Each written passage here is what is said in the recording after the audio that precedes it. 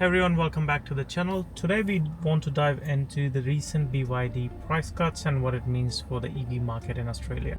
Okay, here's the deal. BYD actually dropped the prices of most of their EV lineup, and it's actually creating waves in Australian EV market in the sense of Tesla just announced their Model Y, and within a week we are seeing a lot of price cuts from BYD, although BYD stated that they won't be accommodating or adjusting to the prices of their competitors, but nonetheless Model Y is here and we've seen price cuts of BYD cars.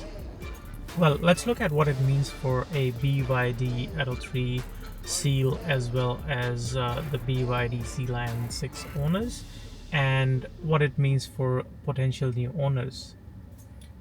Well, the fact of the matter is, doesn't matter if Tesla drops a car or a BYD announces a new car, eventually what a consumer should be concerned about is they're getting cheaper cars, they're getting essentially better cars, and they are actually getting to a point where they are affordable, they are reasonably priced, and the market is mature enough now for you not to worry about does BYD as a brand would be good enough for you in long term or not, or even Tesla, because there are cars from Tesla Model 3 and Model Y that they've been running for 6-7 years, and there's no major issues that we have noticed in the industry which advises us to not buy the electric cars from these two brands. Although I must say that the Tesla as a brand have gone to adapt to a strategy where they have been able to drastically change the prices of their cars, and that could be concern for current owners who actually want to sell their cars. But if you think about it, if you want to buy a new car, you don't care about those fluctuations. In fact, if the prices of these cars are going down, it's anything but better for you as a buyer. And let's talk about the BYD price cuts in general. You've seen price cuts from BYD Atto 3. Now the cheapest version is available below $40,000, which is great for the type of car and the value that this car provides. It's actually a perfect car for a small family, and the new tires that it comes with now fixes the issue which I'm having with this car, which is that the car actually spins and skids in rainy weather. But apart from that, there's no big concerns about this car as a mode of transport. In fact, compared to any normal non-electric car, I believe these cars are really well built and well priced. You'll actually get a similar sized car which is non-EV, which means you have to pay for fuel, you have to pay for services, and they would be similarly priced. As far as the design of the car is concerned, it's very subjective to your opinion, but I don't mind it anymore, and it's one of the better looking interiors, or at least it's happening in a sense of it's different than normal convention cars, although this is still a bit busier compared to the Tesla interior, of course. But this is a thing which you need to try to know that it suits your lifestyle or not. But whatever thing that used to annoy me about BYD Atto 3, it's something which I don't even notice anymore.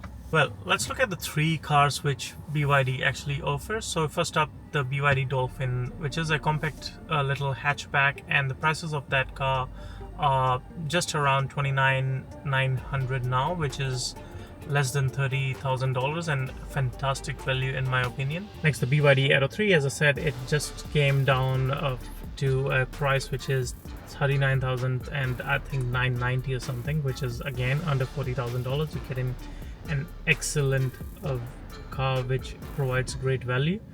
And now coming back to the BYD Seal, which is more of a comparison with the Tesla Model 3, their best car in the lineup is the performance variant of BYD Seal, which costs around $62,000, and it's overall I believe around $20,000 less than Tesla Model 3 performance. And when you drive those two cars, when you see the look and feel the car provides, although Tesla might be a better car in the sense of it's a bit faster, it might give you a better brand reputation, but overall I think it's up to you to decide that is it worth spending $20,000 extra dollars. To be honest, Seal is one of the best looking cars on the market as far as EVs are concerned, and you need to see and drive it to feel the difference between your current car and what BYD Seal has to offer. But saying that, BYD currently have the cheapest plug-in hybrid, which is BYD Seal 6. The new upcoming BYD Seal 7 is highly anticipated to be a very, very big competitor for the new Tesla Model Y.